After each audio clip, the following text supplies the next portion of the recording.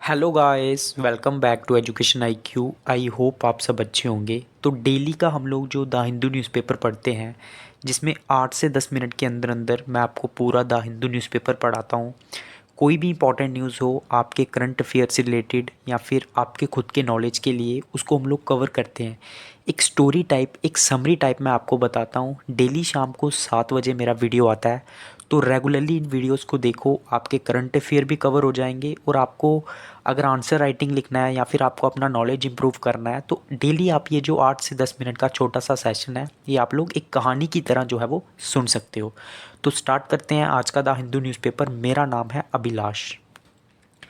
First news क्या है? 9 workers killed in blast in an explosive factory near Nagpur. तो नागपुर जो महाराष्ट्र के अंदर है, वहाँ पे क्या हुआ? एक ब्लास्ट हुआ। एक्सप्लोजिव्स जो थे वो फटे फैक्ट्री के अंदर, जो कि नागपुर के करीब है। नागपुर मतलब कहाँ पे है? महाराष्ट्र में है। तो इसमें क्या हुआ है, 3 लोग जो हैं वो इंजर्ड हुए हैं क्रिटिकली। और ये जो एक्सप्लोजन हुआ है ना, मतलब ये जो फटा है बारूद ये एक बूस्टर यूनिट था कोल माइंस का। कोल माइंस के लिए एक बूस्टर बनाता था जो कि यूज़ होते हैं, और कंपनी जो है वो ड्रोन्स बनाती थी, एक्सप्लोजिव बनाती थी सिक्योरिटी यूनिट्स के लिए। तो इसमें 6 लोग, औरतें जो हैं वो मारी गई हैं, कुछ और लोग भी जो है वो इंजर्ड हुए हैं। तो इसकी जो है जांच होगी। जांच के लिए जो है वो बोल दिया गया है कि किस तरह से जो है वो ये घटना हुई। नेक्स्ट न्यूज़ के ऊपर हम लोग चलेंगे। Union government should examine governors action Kerala CM. तो केरला के जो सीएम है ना, उनका नाम क्या है? पहले आपको उनका नाम पता होना चाहिए। आरिफ, सॉरी, गवर्नर का नाम क्या है केरल के? आरिफ मोहम्मद खान। तो केरल के जो चीफ मिनिस्टर है विजयन, उन्होंने आरोप लगाया है, मतलब उन्होंने कहा है कि जो यूनियन गवर्नमेंट है ना, उन उसको कंसीडर करना चाहिए, देखना चाहिए कि गवर्नर जो है किस तरह से एक्शन ले रहा है। ठीक है, तो उसकी जो है जांच करनी चाहिए यूनियन गवर्नमेंट को। ठीक है, तो ये कहा सुनी जो है वो चलती रहती है, क्योंकि स्टेट गवर्नमेंट जो है वो बिल्स को पास करती है, फिर गवर्नर क्या करता है, उनको होल्ड करके रखता है, एक्शन नहीं देता है। तो उसकी वजह से ये सारी चीज़ें जो है वो चलती रहती हैं। और केरल के सीएम ने ये भी कहा है कि गवर्नर जो है ना, ये एक प्रेसिडेंट की तरह, एक हेड ऑफ द मतलब स्टेट गवर्नमेंट रहता है। तो इसको जो है ना गवर्नमेंट के पक्ष में या फिर स्टेट गवर्नमेंट को क्रिटिसाइज़ नहीं करना चाहिए। तो ये सारी चीज़ें उन्होंने कही हैं। नेक्स्ट न्यूज़ के ऊपर हम लोग चलेंगे, जो भी इंपॉर्टेंट होगी। पॉलिटिकल न्यूज़ को हम लोग कम से कम कवर करेंगे। तो जो ग्लोबल कोल डिमांड है ना, जो कोयला जो है वो डिक्लाइन हो सकती है, कम हो सकती है 2.3% तक 2026 तक। ये किसकी रिपोर्ट है? आईईए। आईईए क्या है? इंटरनेशनल एनर्जी एजेंसी ने इस चीज़ को कहा है। ऐसा क्यों होगा? क्योंकि हमारा जो फोकस है ना, वो भी हम लोग रिन्यूएबल एनर्जी की तरफ जो है वो जा रहे हैं। लेकिन 2026 तक जो है इंडिया और चाइना में जो है कोल की डिमांड रहेगी, और उसकी वजह से ये जो है मतलब उतनी कम नहीं होगी, लेकिन 2026 तक जो है 2.3% जो है वो कम हो जाएगी। तो इंटरनेशनल एनर्जी एजेंसी ने कहा है। आंसर राइटिंग में आप इसका रेफरेंस दे सकते हो। तो राम टेम्पल जो है उसकी ओपनिंग जो है उसको हम लोग फेस्टिवल की तरह मतलब सेलिब्रेट करेंगे। ये बीजेपी ने कहा है, इसमें और कुछ इंपॉर्टेंट नहीं है, सब पॉलिटिकल न्यूज़ है। तो इसमें ये स्टेट्स की न्यूज़ आ गई। तो स्टेट्स की न्यूज़ कवर करने का कोई मतलब नहीं है, क्योंकि ये भी सब पॉलिटिकल है। नई नई गवर्नमेंट्स बनी है हर जगह। बस आपको जो है ना सीएम्स को याद रखना है, कौन किस कंट्री का सीएम है। हाँ, ये थोड़ी सी इंपॉर्टेंट न्यूज़ है। ये कहा है high court, Madras high court के एक जज ने कहा है कि सुप्रीम कोर्ट जो है ना अपनी आंखें बंद कर देती है जब बिग टिकट प्रोजेक्ट की बात होती है। मतलब इन्वायरमेंट में जब हम लोग इन्वायरमेंट को हार्म करते हैं बड़े बड़े प्रोजेक्ट्स के लिए, तो supreme court closes is eyes. तो उस टाइम सुप्रीम कोर्ट अपनी आंखें बंद कर दी है। ये सुप्रीम कोर्ट के जो है एक मतलब मद्रास हाई कोर्ट के एक जज ने कहा है। तो इस तरह की चीज़ें जो है वो नहीं करनी चाहिए, ये भी उन्होंने कहा है। तो उन्होंने एक एग्जाम्पल भी दी, जैसे कुंडन कुल्लम न्यूक्लियर जो प्लांट केस है, उसमें भी सुप्रीम कोर्ट जो है कुछ ज़्यादा बोल नहीं रही है। और भी उसने 2-3 चीज़ों की जो है वो, जैसे तेहरी डैम है उत्तराखंड में, तो ये भी जो है इसके ऊपर भी जो है बात की है कि सुप्रीम कोर्ट इन मतलब इस तरह के जो है प्रोजेक्ट्स को कुछ भी जो है वो ज़्यादा मतलब अपनी बयानबाजी जो है इसके ऊपर नहीं करती है। तो नेक्स्ट न्यूज़ के ऊपर हम लोग चलेंगे।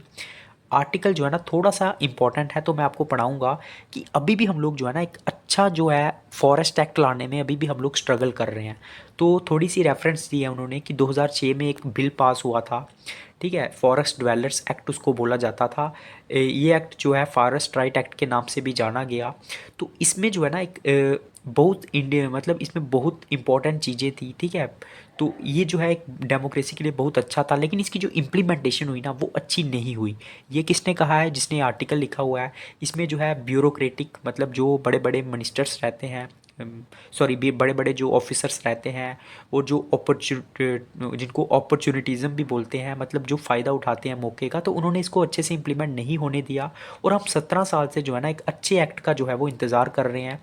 तो इन्होंने कुछ रेफरेंसेस दी हैं कि कॉलोनियलिज्म से पहले भी यही था। जो ब्रिटिश गवर्नमेंट थी 1978 में फॉरेस्ट एक्ट लेके आई थी, उन्होंने भी जो है फॉरेस्ट की जो ज़मीन थी उसका गलत इस्तेमाल किया। और अभी तक हम लोग जो है ना एक अच्छा जो है फॉरेस्ट एक्ट नहीं ला पाए हैं। जैसे वाइल्ड लाइफ प्रोटेक्शन एक्ट है 1972, उसके बाद फॉरेस्ट कंजर्वेशन एक्ट है। ये थोड़े से ठीक एक्ट हैं, लेकिन ये क्या करते हैं, जो वहाँ की जो फॉरेस्ट कम्युनिटी रहती है ना उनको वहाँ से निकालने का काम करते हैं, जो कि अच्छा नहीं है। ये सारी चीज़ें उन्होंने कहा है, तो इसके ऊपर हमें स्ट्रिक्ट एक्शन लेने की ज़रूरत है। नेक्स्ट क्या है? Stop Red Sea complexity of global events. तो अभी आपको पता है इसराइल और जो अपनी इसराइल और किसका वार चल रहा है? पैलेस्टीन का वार चल रहा है। तो इसमें क्या हो रहा है ना, रेड सी के अंदर जो है ना बहुत सारी गतिविधियां बढ़ गई हैं। किसकी गतिविधियां बढ़ गई हैं? जो हाउतीस ग्रुप है ना, कहाँ पे? यमन के अंदर जो ग्रुप है उन्होंने सपोर्ट किया है। ये एक शिया मुस्लिम्स का ग्रुप है कि हम लोग सपोर्ट करेंगे। किसको सपोर्ट करेंगे? उन्होंने कहा है कि हम लोग सपोर्ट करेंगे पैलेस्टीन को। तो उन्होंने अपनी जो गतिविधियां ना वो रेड सी के अंदर जो है वो बहुत सारी बढ़ा दी हैं। तो आपको पता है जो स्विस जो कनाल है वो लगभग 50% ऑफ ग्लोबल ट्रेड कैरी करती है वेस्ट और ईस्ट के बीच में। तो इसका काफ़ी ज़्यादा नुकसान होगा, इंडिया को भी नुकसान होगा, क्योंकि इंडिया ने जो है ना अपनी मिलिट्री कैपेसिटीज़ को बढ़ाया है संकल्प जो अंडर संकल्प ऑपरेशन के तहत। तो इंडिया नेवी जो है ना वहाँ पे बहुत ज़्यादा जो है रहती है, तो उसका इंडिया के ऊपर भी इफेक्ट पड़ेगा, और जापान वगैरह भी जो है इनके ऊपर भी इफेक्ट पड़ेगा।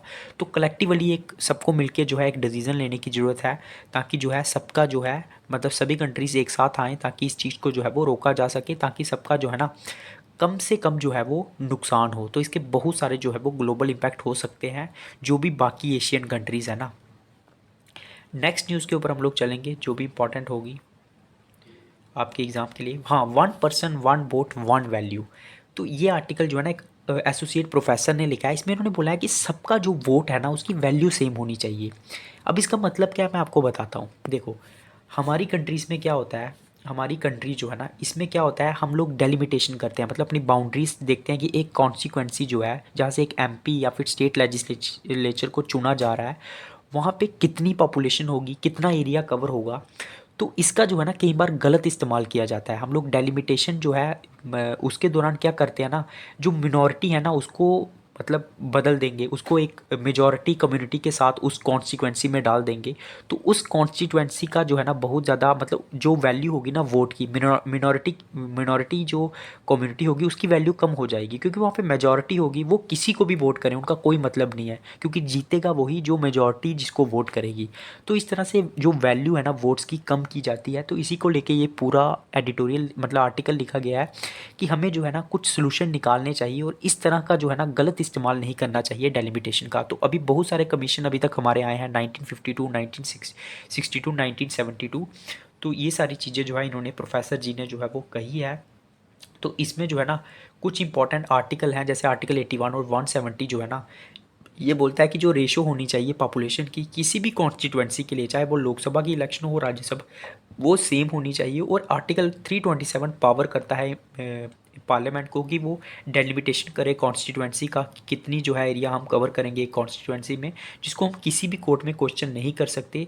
तो इसी के लिए ये एक इंडिपेंडेंट डेलिमिटेशन कमीशन चुना जाता है, जिसको एक रिटायर्ड सुप्रीम कोर्ट जज है जो है वो हायर करता है। तो अभी तक बहुत 4 कमीशन जो है वो आए हैं 1952, 62, 72 और 2002 में। तो ये सारी चीज़ें इसमें लिखी गई हैं।